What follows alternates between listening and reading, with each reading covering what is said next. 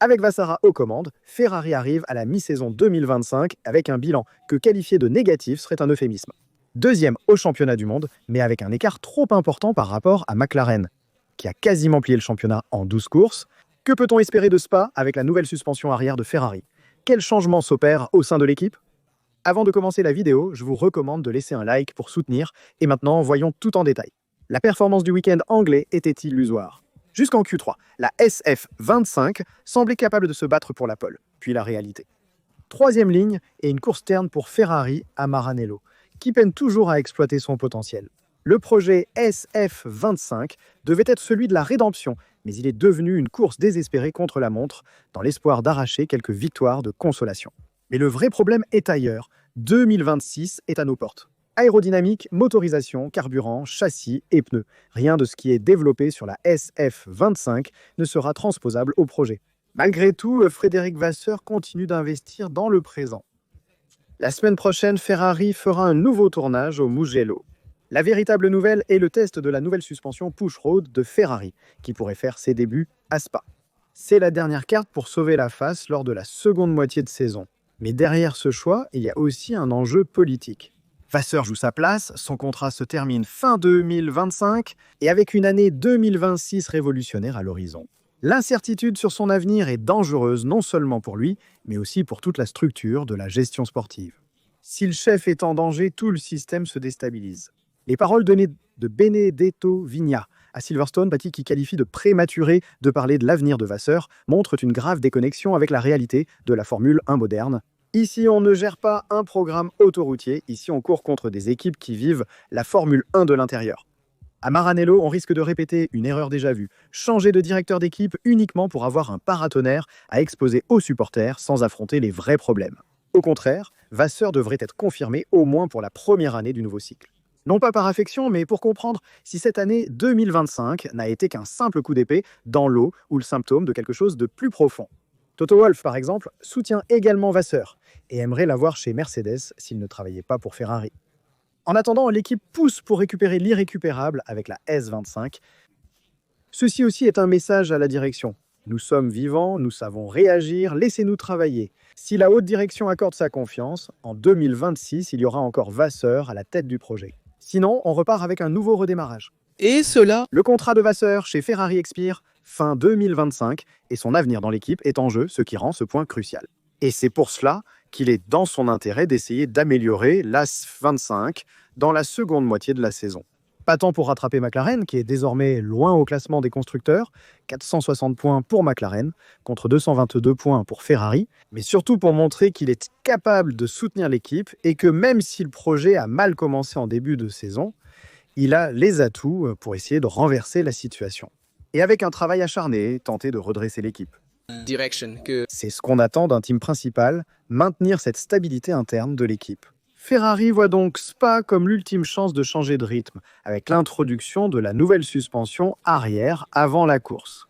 Nous la verrons déjà mardi prochain lors du Filming Day au Mugello.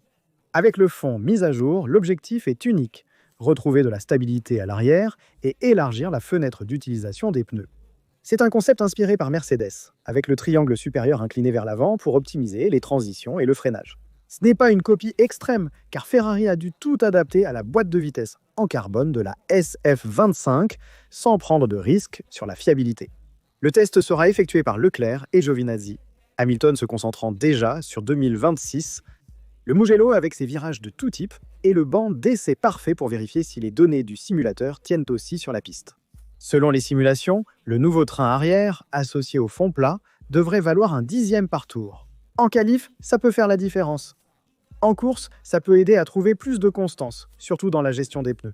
Le fond, déjà utilisé en Autriche et à Silverstone, laisse place à la nouvelle suspension à Spa. On verra si ce package peut vraiment sauver une saison chancelante. Et comme nous l'avons dit plus tôt, les monoplaces de 2026 seront complètement révolutionnées. Mais certaines solutions mécaniques et certaines idées de réglage restent utiles, même dans une perspective future.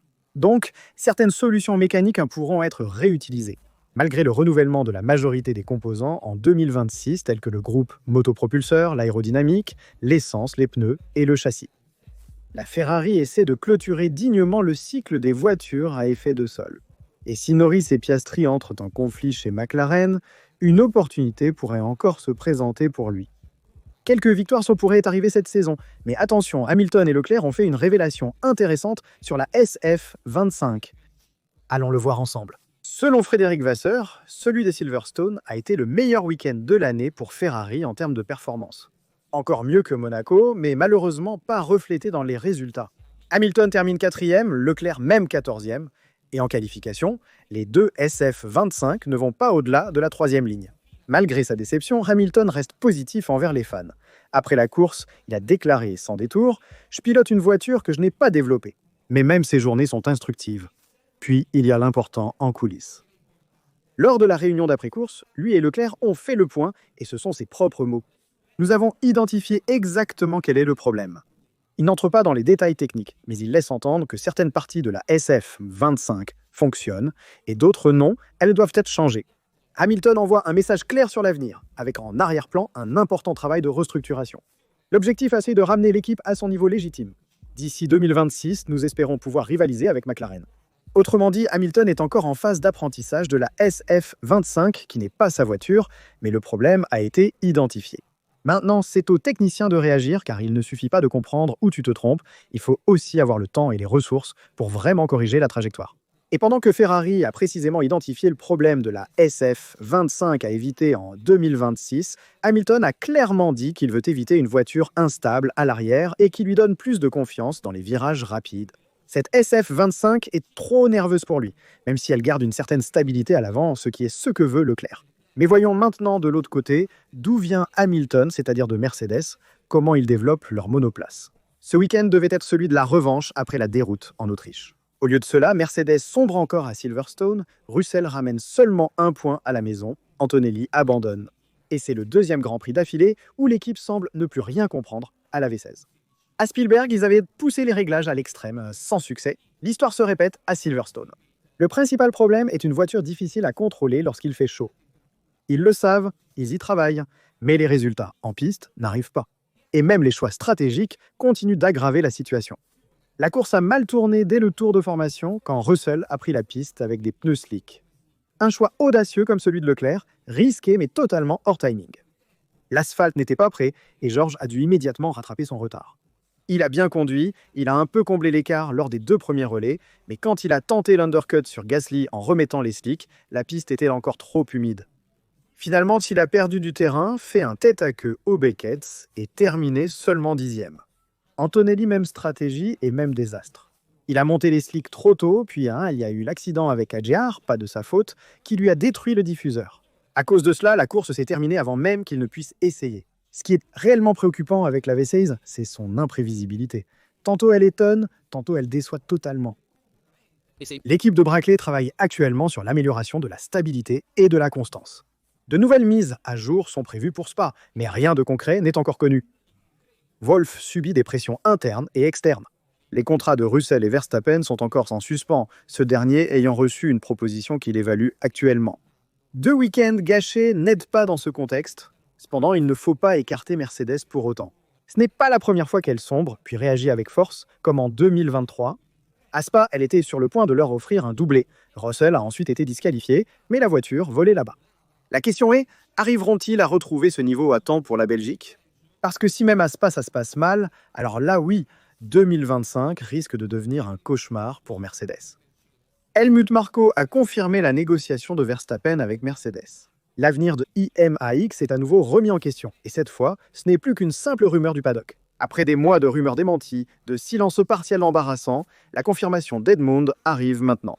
Un dialogue serait en cours entre Verstappen et Toto Wolff. Aucun développement concret, dit-il, mais la porte n'est pas fermée. Où courra Verstappen en 2026 ? Red Bull s'est retiré. La seule alternative crédible aujourd'hui à Red Bull est Mercedes, qui par hasard a les 2 sièges libres pour la prochaine saison. Le Toto Wolff n'a jamais caché que Max est sa priorité absolue. Verstappen a un contrat avec Red Bull jusqu'en 2028, mais il est clair qu'il comporte des clauses de sortie. La question est de savoir si elles sont actives. Helmut Marko dit que non, mais dans le paddock, la rumeur court que Verstappen pourrait se libérer s'il n'était plus dans le top 3 à la fin de la pause estivale. Actuellement, il a 18 points d'avance sur Russell et occupe la 3e place. Mais un seul abandon ou une course ratée pourrait changer la donne. En attendant, Max n'est plus aussi serein et dominateur qu'il y a 1 an. La Red Bull 21 ne le convainc pas. La McLaren domine le championnat du monde. Et le projet Red Bull Powertrain pour 2026 n'offre aucune garantie, aucun titre en vue et un moteur entièrement à construire. C'est suffisant pour faire vaciller même un contrat bétonné. Helmut Marko l'a dit clairement, le titre est une affaire entre Norris et Piastri. Et ce qu'il ne dit pas pèse encore plus lourd. Comme je vous l'ai déjà dit, personne ne peut assurer que Verstappen restera chez Red Bull en 2026 selon moi. Verstappen choisira d'aller chez Mercedes, évidemment s'il parvient à satisfaire la clause de sortie, et donc il se retrouvera hors du top 3. Avant les vacances d'été, une négociation entre Toto Wolff et Max Verstappen est prévue. Red Bull ne sera pas aussi compétitive l'année prochaine, car elle devra développer un nouveau moteur depuis le début. Et elle n'a pas un département moteur historique important comme celui de Mercedes à Brixworth. Verstappen reste chez Red Bull pour garantir ses chances de lutter pour le titre mondial, malgré son intérêt pour Mercedes. Il veut être le meilleur pilote sur la grille, avec la meilleure voiture. Mais nous devons aussi parler du choix de Ben Sulayem d'introduire les moteurs V8. Le président de la Fédération internationale de l'automobile revient secouer le paddock, et il le fait avec une proposition qui semble tout droit sortie d'une autre époque. Ramener les moteurs V8 en Formule 1, je l'ai dit clairement à Silverstone, en marge du week-end du Grand Prix de Grande-Bretagne, le V8 est une réalité. Les équipes réalisent en tout que la bonne direction implique simplicité, réduction des coûts et du poids. Et ce, rapidement. Délai, objectif, 2029. 3 ans. De travail pour rédiger un nouveau règlement technique et tout bouleverser encore une fois.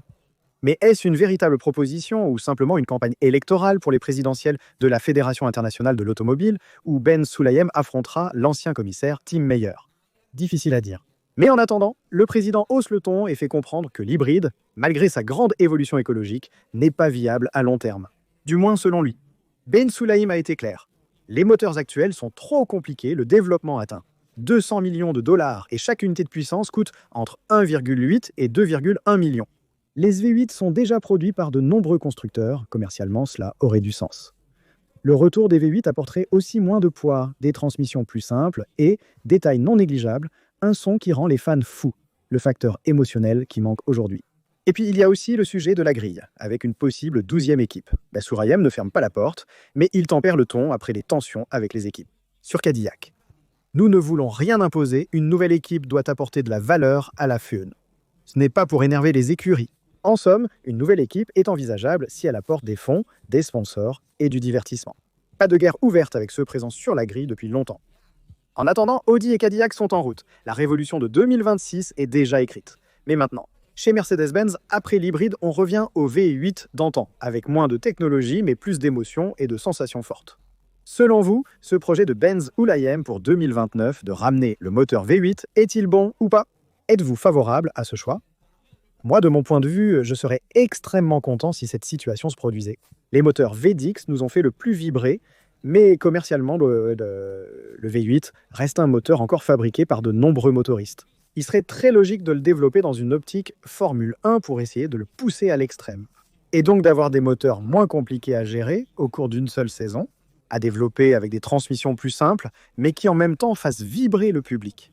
Partagez votre opinion sur les thèmes discutés dans la vidéo. N'oubliez pas de liker, vous abonner et activer les notifications pour ne manquer aucune vidéo. Sur notre chaîne, nous couvrons quotidiennement toute l'actualité de la Formule 1 et de Ferrari. Ici chez Rastaduto, à bientôt pour la prochaine vidéo.